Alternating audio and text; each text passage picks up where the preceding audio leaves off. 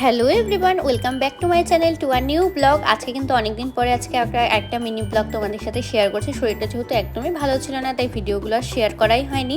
তো এটা কিন্তু লোকনাথ পুজোর দিনের ভিডিও। তো আমাদের এখানে বৈকুণ্ঠপুর ফরেস্টে কিন্তু অনেক বড় করে লোকনাথ পুজোর একটা মেলা বসে। আর ফরেস্টে চারিদিকে অন্ধকারের মাঝে এত সুন্দর একটা মেলা বসে, সত্যিই খুব ভালো লাগে। তো এগিয়ে যাচ্ছে আর দেখতেই পাচ্ছ রাস্তায় কিন্তু কত সুন্দর সুন্দর দোকান বসেছে। তো চলো সবার ফার্স্টে কিন্তু আগে লোকনাথ বাবাকে দর্শন করে নেবো। আর দেখে কেউ বলবে এটা একটা ফরেস্ট। আর কত লোক এসেছে আমার মতন এখানে মেলা দেখতে। তো তারপরে কিন্তু এখানে ঠাকুরের জন্য একটু প্রসাদ নিয়ে নিলাম আর ধূপকাঠি মোমবাতি নিয়ে নিলাম। আর ঠাকুরের এখানে কিন্তু অনেকটাই ভিড় ছিল, সবাই ফটো তুলছিল, পুজো দিচ্ছিল। তো আমরাও পুজো দিলাম। আর এই যে দেখো, সেদিনকে কিন্তু অনেক গরম ছিল, তাই এখানে কুলারেরও ব্যবস্থা করা হয়েছে। আর ওই যে দেখতে পাচ্ছ দূরের লোকনাথ বাবা বসে আছে।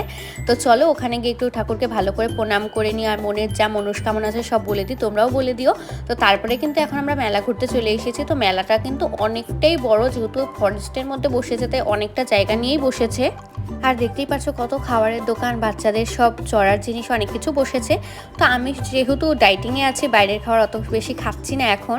তো তার জন্য কিন্তু মেলার থেকে আর কিছু সেরকম খাইনি, কিন্তু চারিদিকে দেখছি। আমার তো মেলা খুব প্রিয়। তোমরা তো আমার একদিন পরপরই কোনো না কোনো মেলার ব্লগ দেখো, যেহেতু আমি মেলায় ঘুরতে যেতে প্রচণ্ড ভালোবাসি ছোটোবেলা থেকেই। তো তারপরে লাস্টে কিন্তু একটা আইসক্রিম খেয়ে বাড়ি চলে আসলাম। দেখাচ্ছে নেক্সট ভিডিওতে, ততক্ষণের জন্য